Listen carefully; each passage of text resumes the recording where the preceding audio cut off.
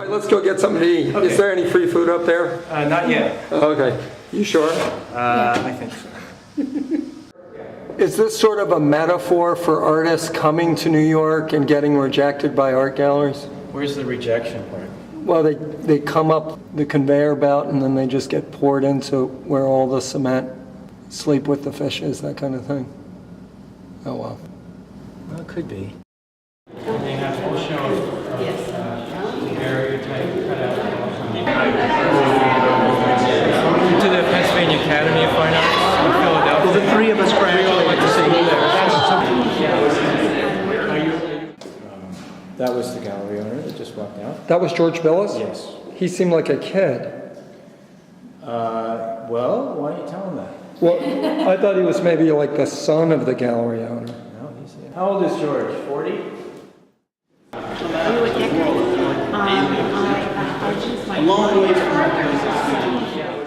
So what's your name, young man? George Billis. Ah, you're the eponymous George Billis Gallery? Yes. How did you end up having a show of Kurt Solmssen? This is our third show with Kurt, actually.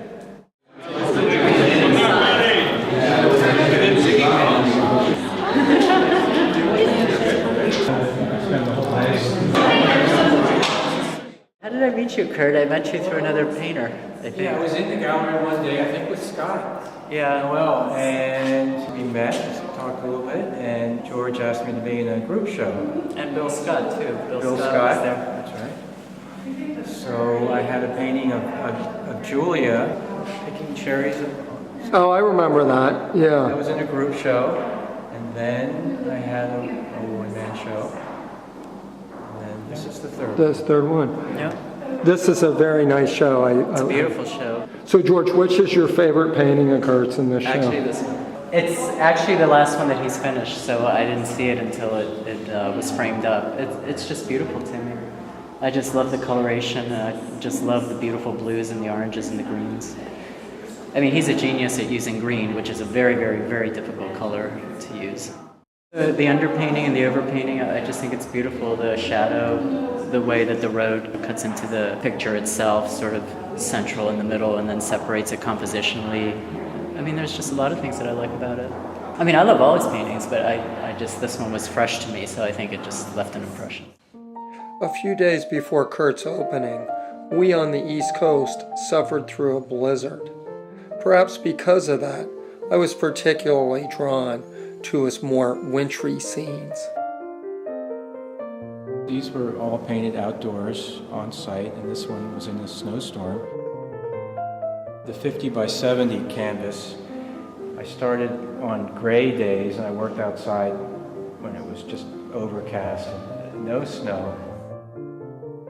When it did snow, we had a big blizzard for several days, so I just took the painting out there in the snow. And the canvas wasn't long enough to get the whole scope of the scene, so I decided to add another canvas. One of the later things I did was to have someone turn on the light in the house.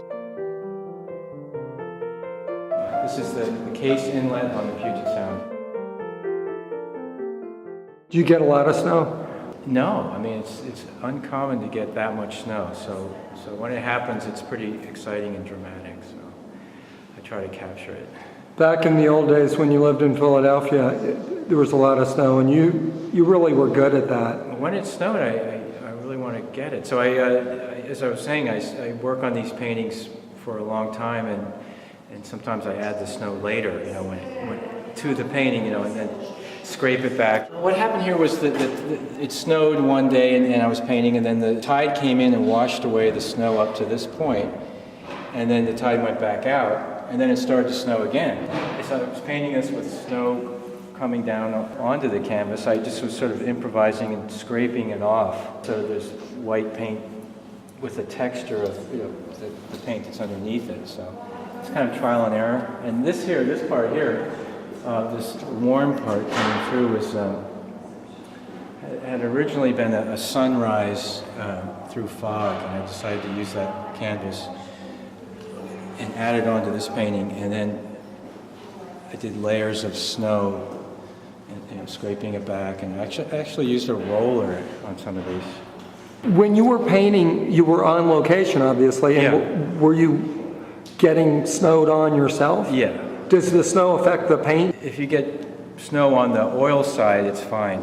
So as long as you don't get water on the back, you know, where the sizing is, that's bad. So What happens with the oil side? It just evaporates eventually? Or? yeah. Snow will sort of, you can knock the snow off, but it does mix with the paint in interesting ways. So you see how all this stuff here is water and oil mixing, and the paint doesn't always stick so well. So when you see all this is sort of this is white paint that dried in unusual ways because there was water in the mix. What medium do you use with your oil paint? Linseed oil and Damar varnish and turpentine. You know, the traditional. Wow, it's a beautiful painting, Kurt. Extra. Pretty dull gray weather, and trying to get a painting out of it. And then if it does snow, like it did here, then I have a lot of stuff going on in the paint already. I've probably worked on this canvas over a couple of years. And then, one day there was a snow effect, so I add that. And the gray areas have a lot of things going on in there, pentimenti or whatever, however you say that extra feeling of when it snows on the water is just, It's beautiful. so I just sort of, scrape into the paint or use my finger to get the footprints. Oh, really? So, ironically, the footprints are actually fingerprints? Yeah. In India, the people don't have a word for toes. They say foot finger. Foot fingers? Oh, man.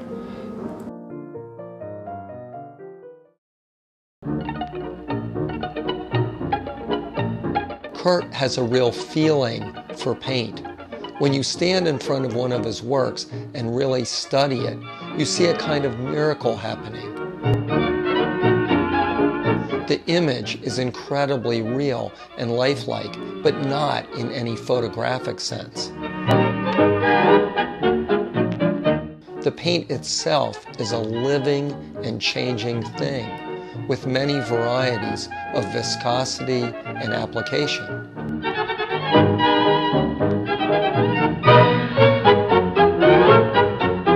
Kurt transforms the physical substance of paint into a substitute for the seen world.